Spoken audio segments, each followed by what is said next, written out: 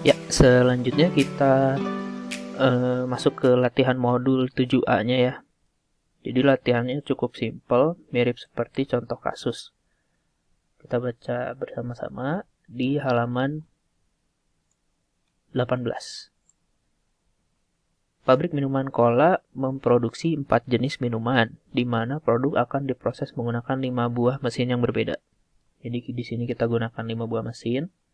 Setiap jenis minuman diproses dengan cara yang berbeda, sehingga tidak ada jenis minuman yang mengalami tahap pemrosesan yang sama. Nah, dari situ kita tahu bahwa di sini kita akan menggunakan routing, karena setiap jenis minuman akan melalui proses yang berbeda-beda. Lalu setiap stasiun melakukan proses berbeda-beda yang saling independen. Jadi setiap stasiun tidak terkait satu dengan yang lain ya. Setelah itu, bahan baku 4 jenis minuman ini berbeda-beda setiap jenisnya dan dipesan dari satu supplier yang sama. Bahan baku yang dikirimkan dengan proporsi yang sama akan diterima dan diletakkan dalam gudang dengan waktu antar kedatangan 10 detik, distribusi eksponensial. Jadi di bagian source di sini kita masukkan eksponensial rata-ratanya 10. Di sini saya menggunakan flow item kelasnya silinder untuk menggambarkan minuman ya.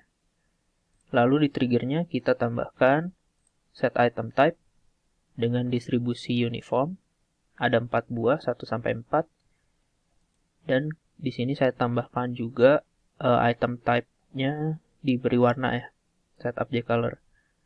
Di mana item 1 merah, 2 hijau, 3 biru, dan 4 kuning. Oke.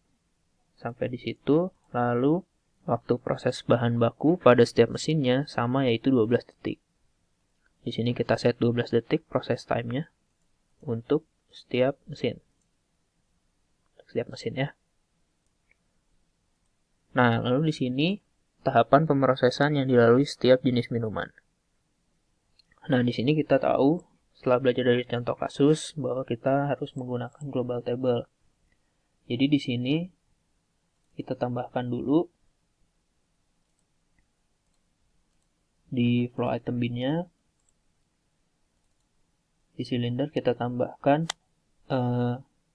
label step dengan nilai awal 0.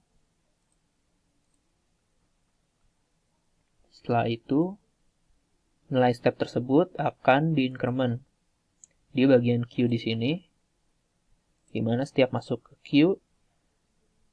label step ini akan bertambah jumlahnya 1.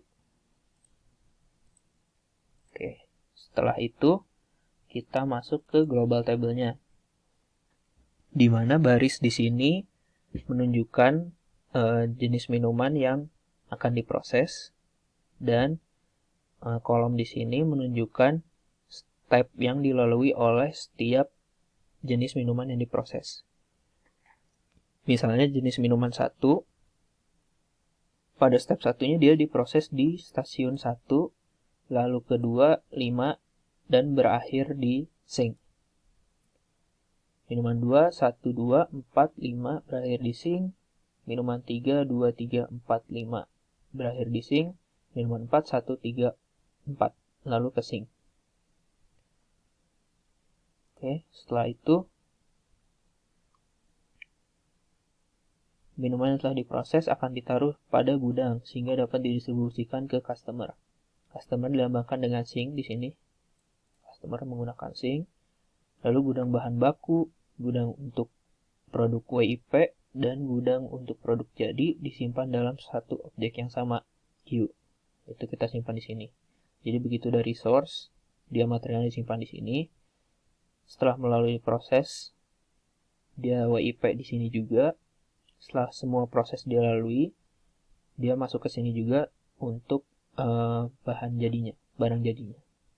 Setelah itu baru masuk ke customer. Oke, lalu hitung jumlah minuman yang didistribusikan ke customer dalam waktu 1 hari atau 8 jam kerja. Karena di sini menggunakan detik, jadi dikonvert ke 28.800 detik. Nah, sudah semua, kita run saja. Dan di sini hasilnya selama 8 jam kerja atau 1 hari kerja itu dihasilkan 2866 minuman dari ke-4 jenis minuman tersebut. Sekian latihan untuk modul 7A.